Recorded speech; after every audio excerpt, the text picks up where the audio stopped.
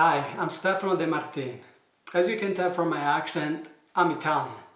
I'm also a manufacturing engineer. I like to help companies improve their throughput. Also, I like to help them improve their OEE. So I specialize in maintenance and reliability.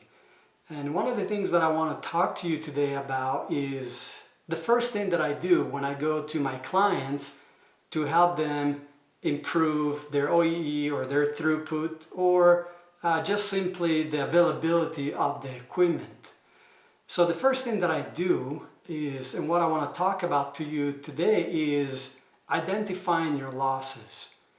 I was just recently at a client site and I was talking to their top reliability manager for the entire company, and he was discussing about all this great program that they have in place throughout the company.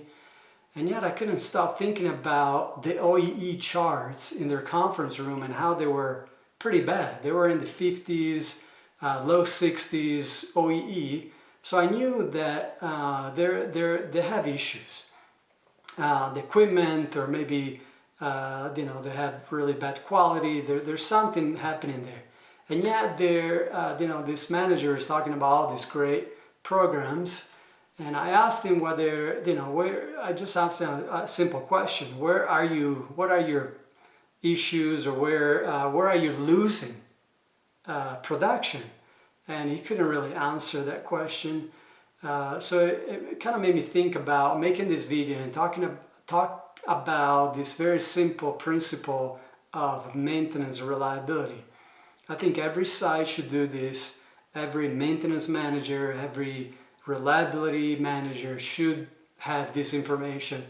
So it's a loss identification.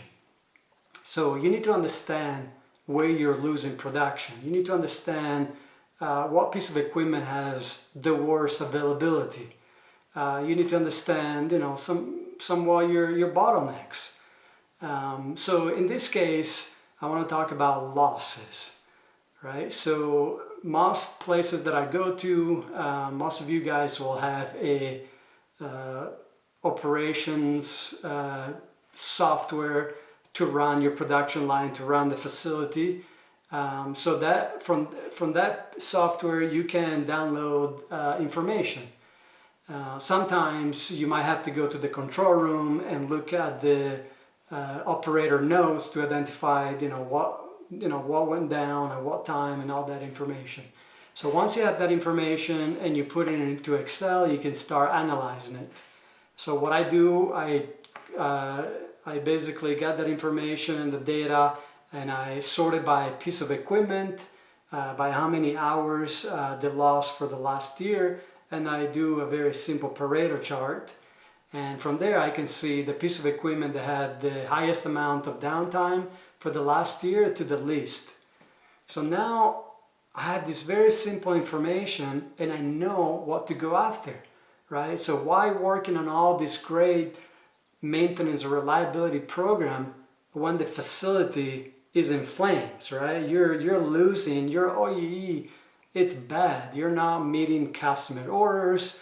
Your cost is higher, and why put in efforts in those things? They're probably really good things, but I would think you might want to go after your availability, your OEE first. So and that's how I go after it. The first thing I do is loss identification and analysis. Once you have that information, once you can look at, hey, that piece of equipment has the highest amount of hours of downtime, right? Now you can start thinking about, okay, what do we need to do for that piece of equipment? Now you can start brainstorming with your team about all these other great solutions and programs that we have in reliability. Do you have to optimize the PMs? Yeah, perhaps. Do you have to, maybe that piece of equipment needs to be re-engineered, something needs to change, right? The options are endless. But now you have to go after that piece of equipment. Once that is reduced, you can move to the next and the next, right? So I would suggest, in a pretty short period of time, going after the top 5. You'll get a huge amount of availability just by going after the first 5 pieces of equipment. Even if you are able to only improve it by a little bit each 5, it's going to be a big gain. So I just wanted to introduce and talk to you guys about loss identification and the first thing that I do to help my clients improve their OEE. I hope you find this podcast helpful. Thanks again.